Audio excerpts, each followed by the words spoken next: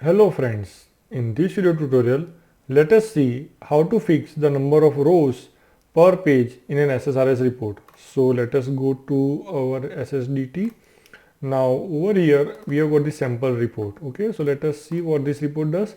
It's a very simple report. It is having a report header and then it displays all the 11 records present in the total sale table. It has got one or two auto calculator fields like serial number, that is row number, and cumulative total is also there, that is running total is also there. Now the important thing is, what if the user wants to see only 5 records per page? Okay, what if there is a requirement to fix the number of records per page by the user? Let's say if this report is having, let's say, hundreds of records, and if user wants to see only 20 records per page, something like that. So for this our sample data, let us assume that user has requirement of seeing only 5 records per page. Okay, then how to achieve it? So let us go over here. So for this, what we will have to do is we'll have to introduce a group first of all. So let us go and add a group, right? So what we are doing, we are going and adding a group. So insert row group, add row group and parent group, right? And go and add an expression.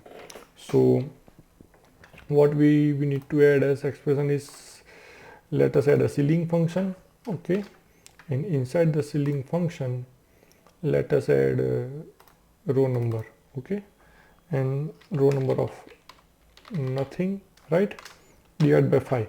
So which means as we divide the row number by 5, after every 5 records the ceiling value will change. For the first 5 records the ceiling value will be 1, for the next 5 records the ceiling value will be 2, and henceforth, right? So we will be able to achieve groups which have got all 5 records each. So let us click OK.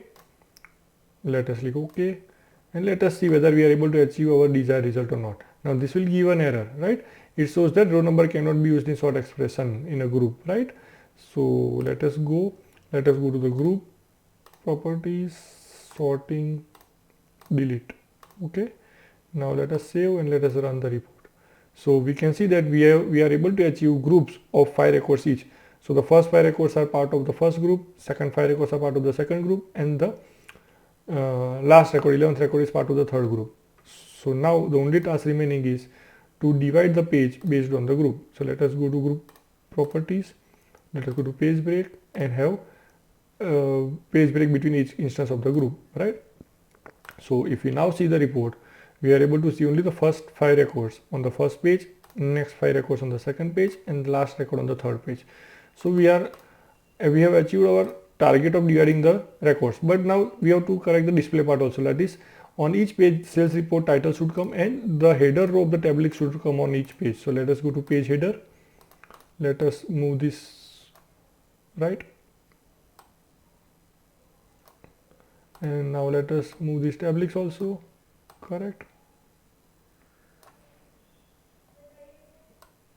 Okay, so everything is done. Now the only task remaining is to display this particular, let us remove this, delete column, but delete only the column and not the associated group. Okay, so now if you see the display, right, now on every page sales report header will come, but this row of the tablets, header of the tablets will not come, right? Okay, so now we only need to add the header of the tablets, right? So let us go to advanced mode, let us go to static, let us click F4 so that it brings the properties for this particular cell. I'll make it true and follow after, right? Keep with group after. So now let us save, let us preview. So now on the first page report header is there, as well as the header of the tablets is also there. Similarly on the second page report header is there, tablets header is also there, and 5 records are there. And on the third page also report header is there, tablets header is there, and the last remaining record is there. So we have been able to achieve our requirements. So I hope friends this video tutorial on how to divide or how to fix the number of records per page is useful to you. Thank you.